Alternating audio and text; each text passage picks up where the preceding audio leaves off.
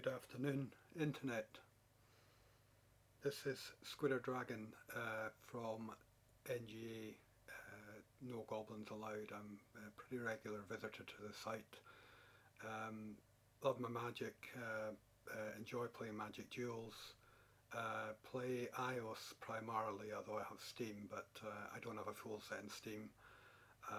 I've organised an iOS tournament which I hope to give something back to the community, and also hitting off the initiative set by Hakeem on the Xbox, which is a great tournament. Obviously, it has live recording, which I think most people feel is one of the great attractions to watch some of these classic players going head to head in matches.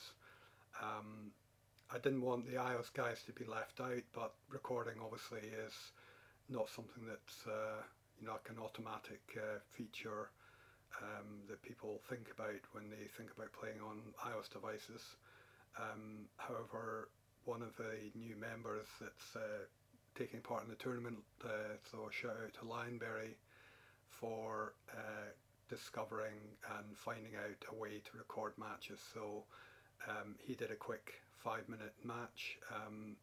I'm doing a similar thing here, but I'm doing a quick deck tech of the deck that I'm currently playing in the iOS tournament. I won't be putting this up just now. This is just a test recording for me to check that everything sets up okay. I obviously don't want to put this out because my intention is to try and keep the decks secret throughout the initial rounds, where we all play all.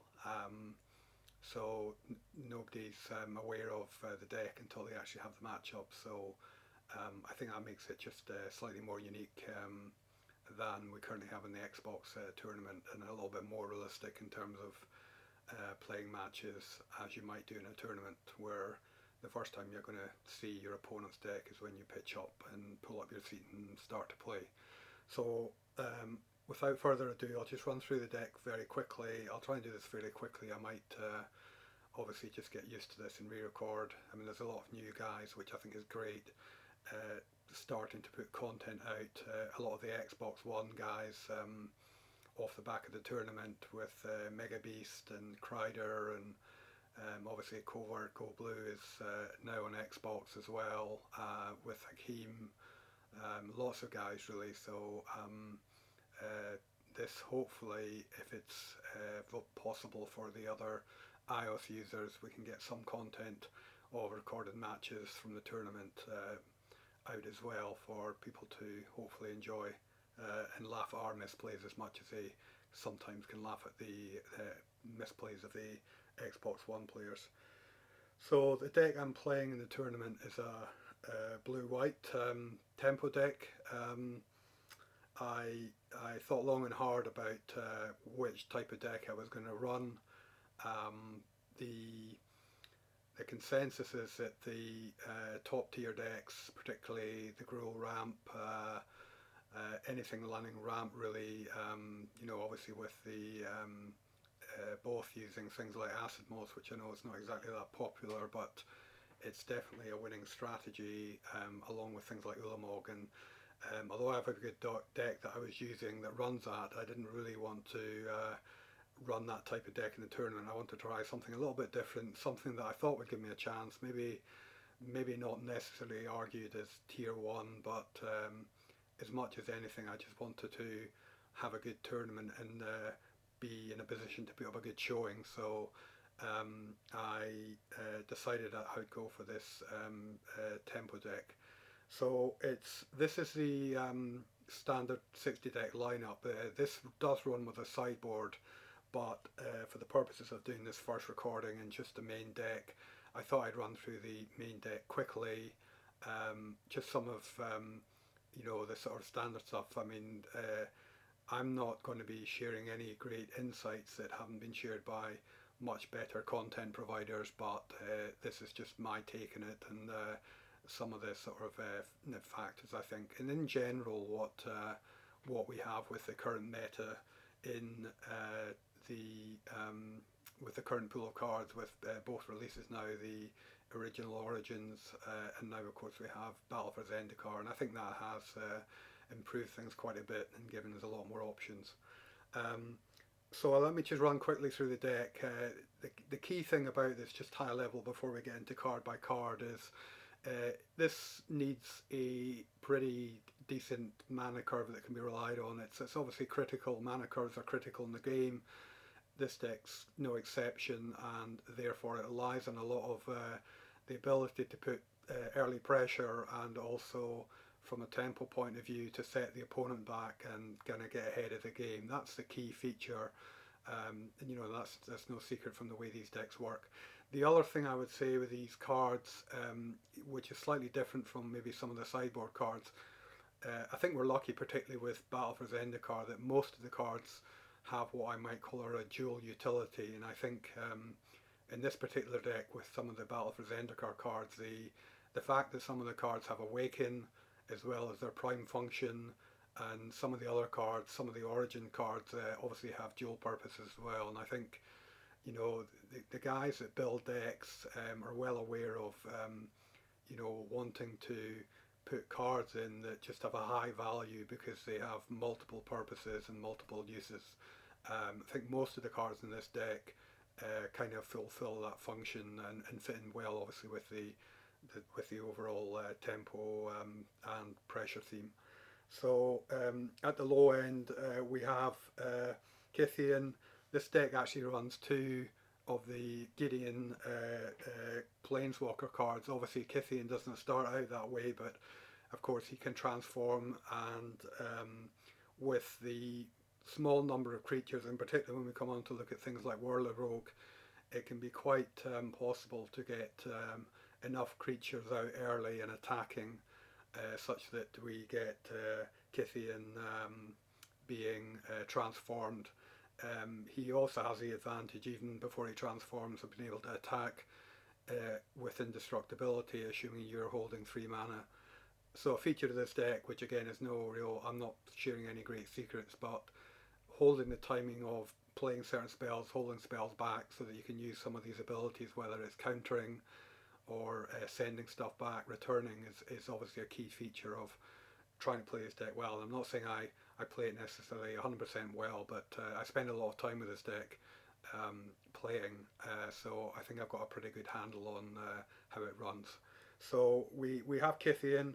The next card in sequence are the 3 Elite Vanguards. I think this is it's 1 mana for a 2/1, and I think as an early game creature, it's probably one of the best 1-drops for white, certainly from an attacking pressure point of view. We follow on with another decent card that's come out with the Battle for Zendikar in terms of blue mana, and that's 1 spell, Clutch of Currents, which great for a tempo deck to be able to return a creature to the opponent's hand, but where I was talking about multiple purposes, the great advantage with this, of course, you can hold it obviously situationally, and later on use the ability to play it with Awaken, which gives you a chance to apply more pressure. The next card is again another 2-drop. It runs at double white, which of course can become an issue in getting it out early, but I think this is a great card to have, certainly from an early game point of view. The first reason is because of its first strike ability. So if you have annoying blockers in the way that you might be wanting to hold back, this obviously works because you want to be swinging with it in the intention of they either block it and lose their creature, or you get some extra damage through. But the other main use of this card is also for getting you some extra land in, and quite often I hold this in hand because obviously if you get it out early enough with 2 mana, rather than playing it on curve, it can make sense to hold it back depending on what the other side of the board looks like, and this will give you a nice free mana. Now we'll come on to the mana in a minute, but the advantage of that as well, because I play the Prairie Streams, which count obviously as basic lands for both blue and white, This can be pretty handy to get a prairie in early, which just gives you certainly plenty of options for mana in terms of fixing the colour, but ability to obviously continue to apply the pressure. Dauntless River Marshal is a pretty key standard card for these tempo decks. It runs blue white. It's decent enough at 2/1 coming out, although for 2 mana it's you might argue there are some better plays for 2 mana. However, of course, the key feature with this guy is once you are showing blue mana on the board, he suddenly becomes a lot more nasty as 3/2, and of course beyond that, once you start to establish and have board presence and creatures out and applying pressure, with enough mana on the board, he can also be used to tap creatures down. So this is an awesome card in this type of deck, and obviously kind of I would say, argue a must include. Moving on, again, these are all low 2 mana creatures pretty much. So we'll look at the overall mana curve, and you'll see this favours adding a decent mana curve to the deck, which is obviously important. The Felidar Cub is another interesting one. It's a 2 mana spell, but the utility with this guy is the ability for it to be sacrificed and to destroy target enchantments. Now we all know there are a lot of decks that can be real problematic in the forms of running enchantments, such as Evolutionary Leap and others like that. So this gives the ability. Battle for Zendikar added quite a few more enchantment cards, which for landfall, etc., that become problematic in this type of deck.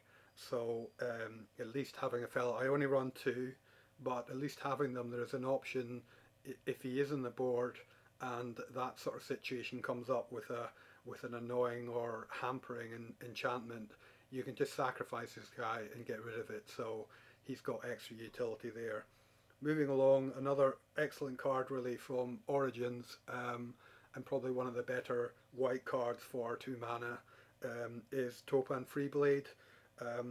The advantage of having vigilance, obviously, but also the fact that he has renown, so he can go up to a 3/3 with 1 swing. He doesn't tap, so he keeps a presence in the board for blocking afterwards. Typically with aggro decks maybe running enchantments, if this is running enchantments, which this deck doesn't do, he'd be great to have like a flying enchantment on, and suddenly becomes a very serious threat early on. So another great card. I'm running all 4 because, again, having one of these guys out does tend to mean that the opponent has to react to it in some way or another, whether they stop it from being renowned in the first place, or if it is renowned, it's going to start adding pressure to the board if it's not dealt with. From a draw point of view, this deck isn't too bad in terms of draw, but obviously it can't help. And the advantage of with Jace, when he's transformed, or this is giving you slight draw. This deck doesn't really have a lot of draw, other than the white knight that we show to get land in. It's a kind of a draw, I suppose, in a way, but this is the only real draw in the deck. But the advantage of him from a pressure point of view is obviously when he transforms, you can use that particularly to just reduce the amount of damage being done by your opponent by using his +1 ability, I think it is. The key thing for this deck from a tempo point of view are the fact that it's running these spell counters. It has quite a few of them in the deck, and a lot of these are new from Battle for Zendikar, so this type of deck with this type of spell countering wasn't really possible before Battle for Zendikar came out. But and we run Scatter to the Winds. It's a great card. It's a hard counter, so it can stop anything, apart from, of course, Guy's Revenge, which obviously still features in a lot of very top tier decks, like for instance in the Gruul ramp. I think you'll be expecting to face Guy's Revenge if you're coming up against that one, so this one isn't going to help you. but in general it works really well. It's decent for 3 mana. I think the key thing with these counter spells, a lot of the early ones, they come up at 3 mana, which can be, if you get them on the board or in hand early enough, they are able to counter some sort of dangerous early play threats. And particularly if we think about Moss, where Acid Moss is running in a lot of ramp decks and is a real royal pain in the backside for everybody. This if you have this in hand, this can counter it. I mean, you almost certainly want to be trying to use one of the other counters that we're showing from a mana efficiency point of view, because this one is a hard counter for most spells. But if need must in the early game, you want to be playing this counter to keep the pressure, or make sure that you're still running tempo and getting ahead of the game. The mainstay of really being able to do that early are these spell shrivels. I think these are decent cards because although in effect once somebody ramps, so again when you face the ramp decks, and I've faced one recently in our round 2 match against Covert Go Blue, they can kind of lose their effectiveness because once a player is able to pay the additional 4 mana, but that takes a while. If you think about it in terms of casting it, for them to have completely open mana anyway, or normally if they're casting something, being able to cast this and negate spells because they don't have 4 open mana, I think works well, which is why we're running 4 of them. It's a common, obviously, so we can get enough of these in the deck, and I think this is also an important card to try and get into your hand early, hence a 4 of. Running on to the next one from a tempo point of view, this seems to be the ubiquitous go-to card for the AI, as anybody that's played AI enough in terms of grinding coins out knows. It's pretty decent. 3 mana again. It does have the dual colour casting cost, but again in this deck with a mana curve, it tends to work out pretty well. If you can hold on for later on, so rather than being dead in your hand, it can become quite an advantage because you'll be able to cast it for its awaken cost, so as well as cancelling or returning a spell to the hand, the fact that, and better than that, even to the top of the library, this will give you an additional awakened land to add more pressure. The next one, again pretty key. Again, it's only a one-off, given it's a mythic, but it's a big advantage. The downside of this card obviously is the 3 white mana cost, but again, when we go over the mana curve, I think this doesn't normally tend to pose a problem because with the prairie lands, the guild gates, we've got a decent amount of white mana in the deck. In fact, I think there's more white mana than there is blue, so normally getting this out if you have it in your hand isn't too long to wait.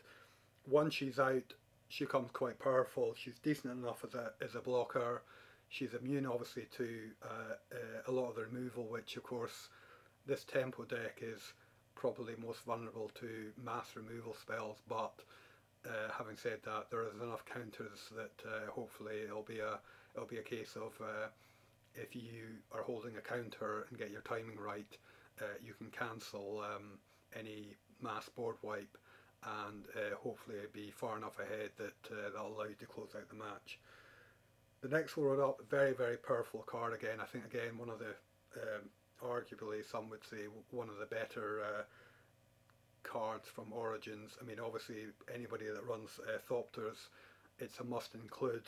But I think in this type of deck, the key thing I love about this card is even when you cast it, it can have utility if you at least you have some other creatures in the board, which of course in this type of deck you tend to have.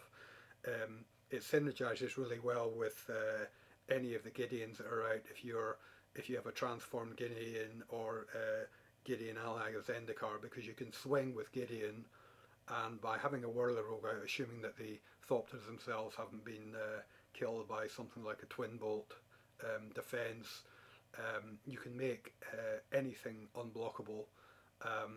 This deck, as we'll see again when we come to the mana, also runs the Foundry of the Consoles, so this allows me to have additional Thopters that I can use. So with this Whirler Rogue out and maybe a Foundry, that's the ability then to send two unblockable creatures swinging, which is pretty decent. Gideon is really just a very, very good card. It's for the casting cost of what this guy can do. I think, I mean, people will probably disagree with me, but I think for the Battle for Zendikar, he's probably one of the best planeswalkers. I know people have their fans in Ob Nixilis, and there's a lot of discussion in the forums and NGA going on around just now, thinking that black is not necessarily the strongest colour. I agree that Ob Nixilis, what I suppose I underlook with Ob Nixilis is his draw ability, so everybody knows draw is so important in this game generally, so I don't deny that, but I just think that Gideon is pretty awesome. You can bring him out typically, and again in this type of deck in particular, he works well because you'll probably almost certainly have other stuff on the board. So when you bring him out, the typical play when you bring him out is obviously to cast the 0 for the 2/2. But I have seen me cast him immediately with a +1, even though he can't attack, just to give him a little bit more protection. It depends what's on the board. I generally like to use him for pressure mainly, so using his +1 ability to make him into the 5/5 indestructible and swing for damage. I have started in some of the matches I've been running, once you've done that once or two turns, particularly if you have Whirler Rogue with Thopters out, I would use his -4 ability, obviously keeping him alive, because even at one man, even if he's down to one loyalty, he can still be turned into the 5/5 as long as you've got a way of protecting him. And his -4 ability, if you have decent creatures in the board, assuming that you're not going to be snookered by a board wipe, it really becomes pretty easy to close out the game.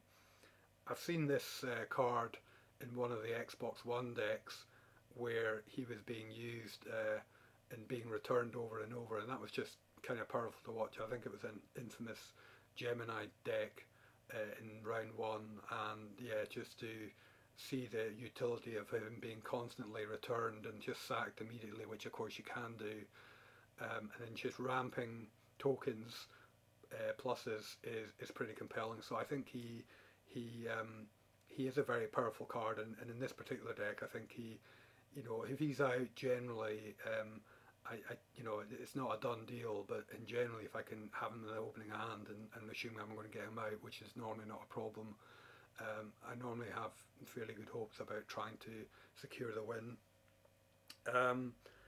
As we come towards the end of the deck list, we have the top end of the curve.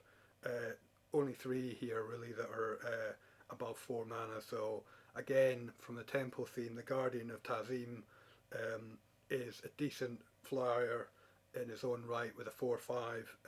Again, it's invulnerable to things like Languish, etc. Obviously, it doesn't protect it from the white planar outburst, but it can survive a lot of the early. But of course, you'd imagine that with it being a 5-cost casting creature, and of course, it's also situationally useful to be able to play him when you have a spare land, i.e. 6 land in hand, because then you can cast him and then tap out, which works really well.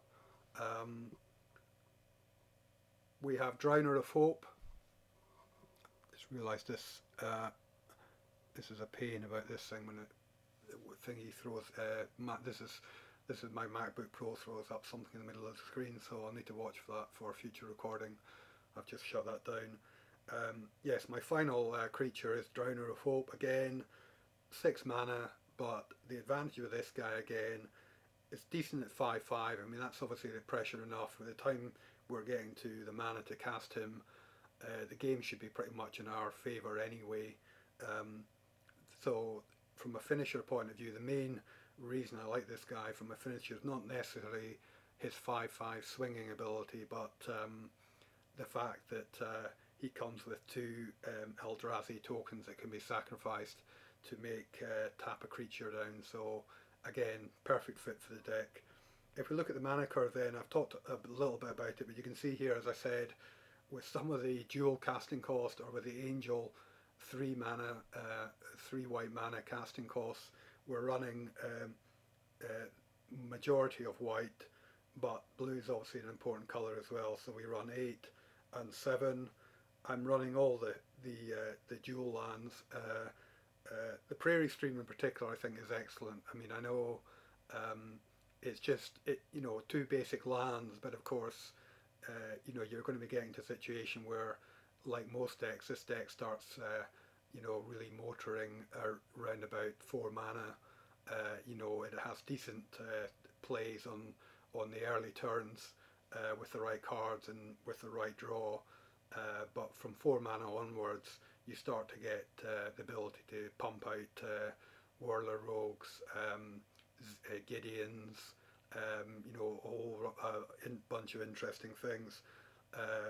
And the Prairie Stream, as I said, the other point I made earlier about the White Knight, I would hold them in hand, because when you draw planes, obviously because it's both, you'll get the option to cast out a Prairie Stream with that as well, which of course is always, from my point of view, the option, particularly if it's coming out untapped and it's dependent on having two basic lands already out, and therefore you're not just getting white with that, but you're getting the extra blue, which you may be looking for some of the two color casting costs in blue.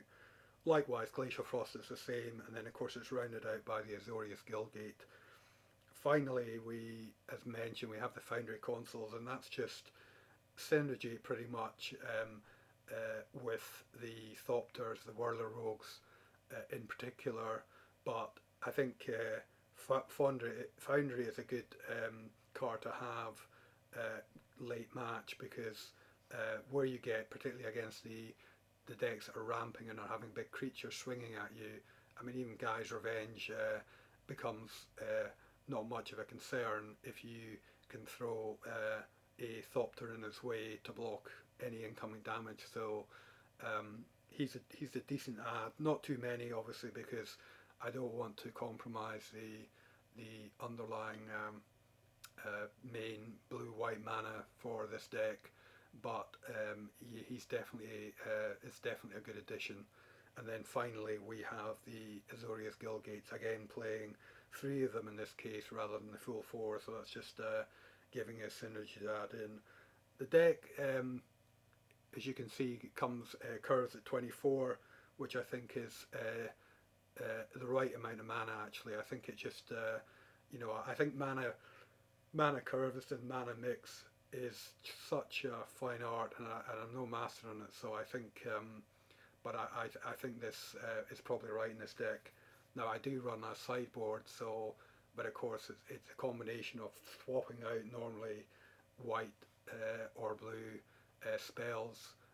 So I don't normally have to. I mean, I have, I think, an extra land in my sideboard, and I think that might just be the case of for running some extra counters and making sure the blue mana is available. But otherwise, I think 24 mana works in this. A final look, just to look at the curve. You can see the curve is pretty decent in this. You've got 19 spells that are castable on turn 2. The majority of them, again, with an extra 3 mana, you've got 9 spells, and a lot of that in that 3 mana bracket are the counter spells. So all our counter spells are coming online. Obviously, the spell cancel, the hard cancel, does require 2 blues. So although you might have 3 mana, you may not always be able to cast those. But in general, you have a lot of counters coming in on your 3rd turn if they're in hand. And the bottom end of the curve, from the 4 mana onwards, 4 is where a lot of the sort of game winners effectively live. Like the Gideons, the Whirler Rogues, etc., to get kind of damage through. And again, getting to turn 4 mana, even against ramp decks, and given this is a tempo deck, getting to 4 mana, you're already hoping to have a decent board presence, some damage already against your opponent, and looking to draw one of these kind of like win conditions, as it were. And then, as you see on the last, we only have the top end. It's a small top end of the curve for the Tazim, which again is decent flyers, but also their ability to block on landfall. And finally, the Drowner of Hope. Again, main usage of that really is to use his tapping ability as much as the fact that he's a decent enough body at 5/5 to close things out. So that's my deck tech. First time round, so probably waffled on a bit too much, but I was just keen to record this, see how it comes out, and then I'll hopefully look forward to recording. I think I have a match in round 3 with Magic Master, so I will try and get this set up so I can record that match. It will obviously have to wait to come out until all the rounds are finished, but it will be nice to put out some content because I know that's it's been used to great effect, and people really enjoy watching the matches in the Xbox One tournament. So many thanks, and thanks for watching. Bye.